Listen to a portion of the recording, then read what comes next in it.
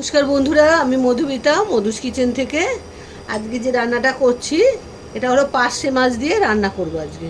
এই যে পার্শে মাছ নুন হলুদ মাখিয়ে রেখেছি, মাঝারি সাইজের পার্শে মাছ। হ্যাঁ, এই মাছের আজকে নতুন ধরনের একটা রান্না করব। পার্শে মাছের ঝাল তো সবসময় খাওয়া হয়, একটু অন্যরকম করলে খেতে ভালো হয়। সেই জন্যই পার্শে মাছটাকে নুন হলুদ মাখিয়ে রেখেছি। আগে মশলাটা কীভাবে কী করবো সেটা তোমাদের দেখিয়ে দিচ্ছি।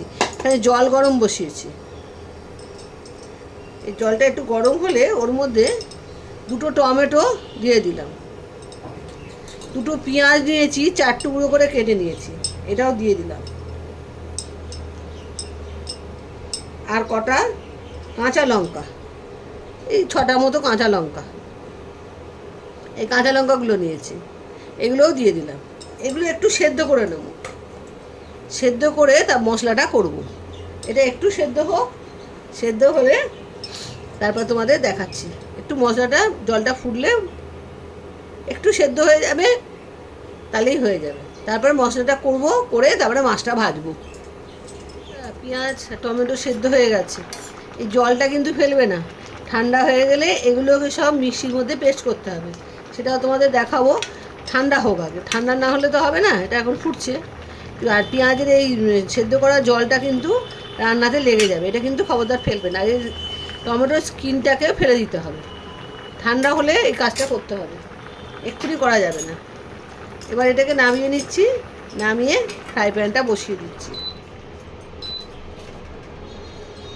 ফ্রাই প্যানটা তেল দিয়ে বসিয়ে দিয়েছি। এটা একটু গরম হলে মাছগুলো ভাজবো। এটা গরম হয়ে গেছে, এবারে আস্তে আস্তে মাছগুলো আমি ছেড়ে দিচ্ছি।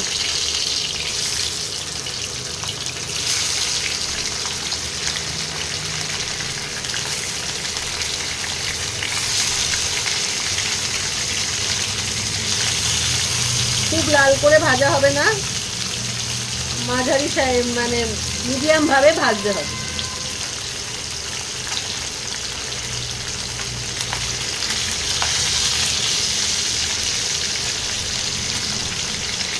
মাছগুলো এবারে ভেজে নিই, ভেজে নিয়ে তারপরে রান্নাটা আরম্ভ করবো। ভাজা হয়ে গেছে, এ দেখো পুরো মাছ এভাবে ভেজে নিয়েছি, খুব কড়া নয়, মাঝারি মাপের করে ভেজে নিয়েছি। এবার এই তেল গরমের মধ্যে গোটা গরম মশলা ফোড়ন দেব, আর দুটো কাঁচা লঙ্কা ফাটিয়ে দিয়ে দিয়েছি। এটা দিয়ে একটু সুন্দর গন্ধ বেরোলে যে মশলাটা আমি করেছিলাম, পেঁয়াজ টমেটো আর কাঁচা লঙ্কা, ওটা পেস্ট করেছি, ওর মধ্যে 1 চামচ পোস্ত দিতে হবে। এই যে 1 চামচ পোস্ত দিয়ে পেস্টটা বানিয়ে ফেলেছি, এবারে এটা আস্তে আস্তে দিয়ে দেবো।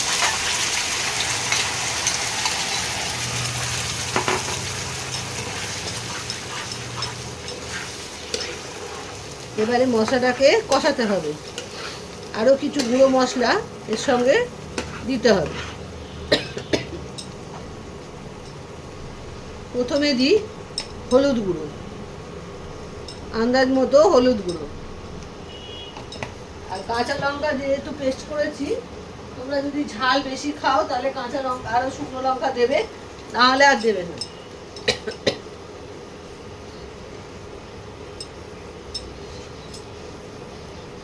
কাশ্মীরি লঙ্কার গুঁড়ো 1 চামচ, এই যেরকম লাগবে সে সেরকম দেবে। কালারটা সুন্দর হবে ওই জন্যে কাশ্মীরি লঙ্কার গুঁড়োটা দিয়ে দিলাম। এবারে দেব নুন, স্বাদ মতো নুন।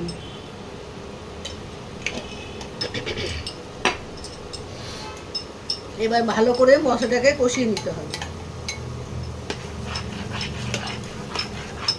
যতক্ষণ না মশলা তেল আলাদা আলাদা হয়ে যায় ততক্ষণ মশলাটা কষাতে হবে।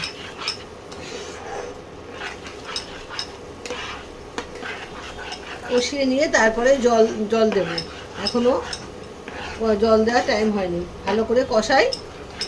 বন্ধুরা, মশলাটা কীরকম কষাতে হচ্ছে, এখনও মশলা দিয়ে তেল বেরোয়নি, মশলা আর তেল আলাদা এখনও হয়নি, আর একটু কষাতে হবে। কষিয়ে তারপরে জল দেব।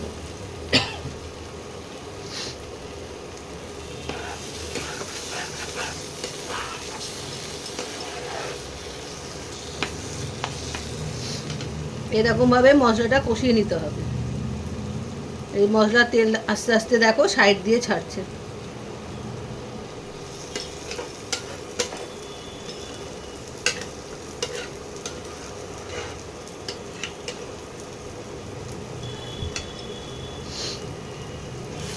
ভালো করে মশলাটা কষিয়ে নিলে খেতে খুব ভালো হয়।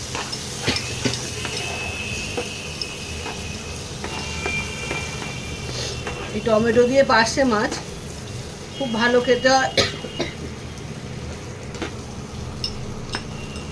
তোমরা একবার করে খেয়ে দেখো, দারুণ খেতে হয়। সবাই তো মানে সর্ষে এগুলো মানে নিতে পারে না, অম্বল হয়, অনেকের অনেক রকম প্রবলেম হয় সর্ষে বাটা, তখন এইরকম রান্না করে দেখবে, খুব ভালো হয় খেতে।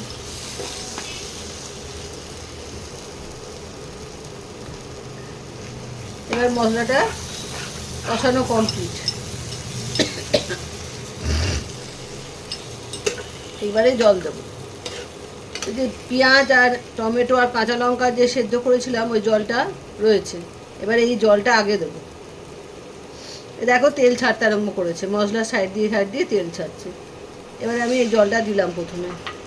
আর মিক্সির বাটি ধোয়া জল অল্প একটু ছিল, ওটা আগে দিলাম।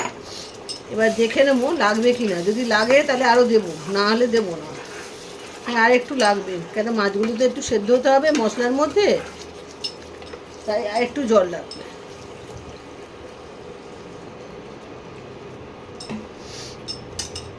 এবার মশলাটা একটু ফুটলে তারপরে মাছগুলো দেব।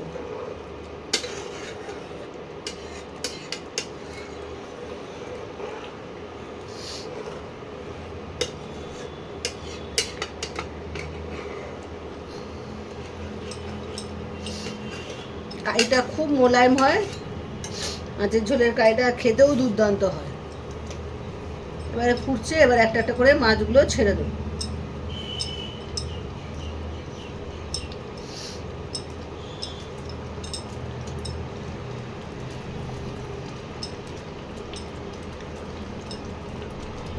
খুব নরম মাছ, বেশিক্ষণ সেদ্ধ করতে লাগে না।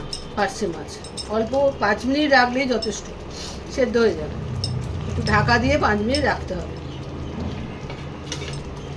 ভালো করে মিশিয়ে দিই মশলার মধ্যে দিয়ে, এবারে ঢাকা দিয়ে দেবো। ঠিক 5 মিনিট পরে এটাকে নামাতে হবে।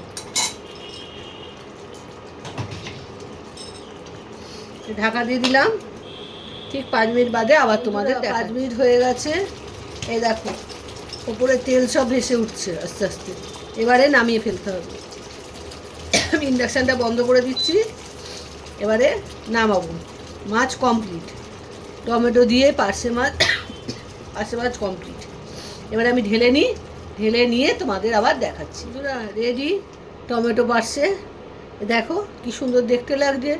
তোমরাও বাড়িতে এইভাবে রান্না করে খেও। সবসময় সর্ষে বাটা দিয়ে ভালো লাগে না, ওই জন্য এইভাবে আমি রান্না করি মাঝে মাঝে, তোমাদেরকে শেয়ার করলাম। তোমরাও এই রান্নাটা বাড়িতে করে খেও।